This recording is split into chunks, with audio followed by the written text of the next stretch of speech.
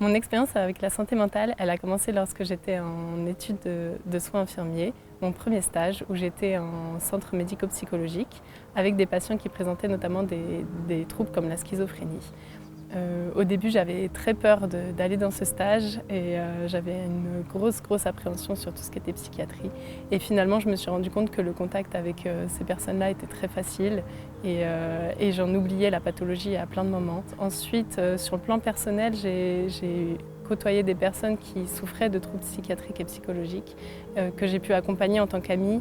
Et le suivi a été difficile par moments et j'avais du mal à sortir de l'aspect médical qui avait attrait à ma profession. Et ces personnes-là m'ont appris à voir la maladie psychiatrique au quotidien par rapport au vécu personnel et m'a donné un tout autre aspect de ce que ça pouvait être pour ces personnes-là de le vivre.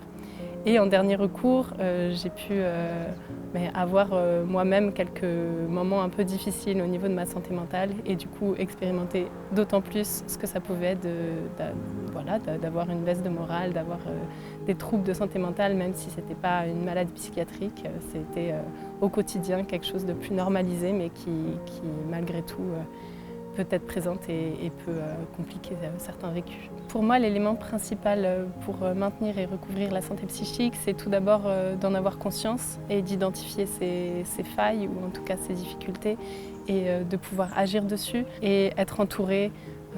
C'est pour moi une grosse ressource qui permet de voir les choses autrement, de s'appuyer sur d'autres ressentis, sur d'autres observations que nos sensations propres et aussi tout ce qui peut être activité autour qui nous sortent un peu de notre quotidien ou qui nous permettent de nous exprimer autrement. Ça peut être des arts, ça peut être du sport, ça peut être plein d'activités qui nous aident à tenir au quotidien et à s'écouter et à connaître un petit peu ses limites. Dans la profession sage-femme, on a un petit peu cette double casquette d'accompagnement soins et d'accompagnement santé mentale et ça va ensemble tout le temps.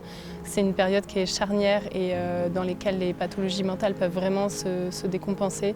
Et il y a une barrière très floue entre la pathologie et le normal à ce moment-là. Il y a un tel développement psychique à cette période de la maternité. On a très souvent affaire à notamment des baisses de morale, le baby blues au postpartum, qui se diffère de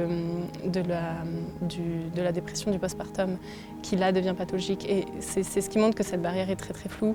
Il y a des difficultés mentales que rencontrent les parturientes qui sont très particulières à cette période et ne pas mettre d'étiquette me semble vraiment primordial.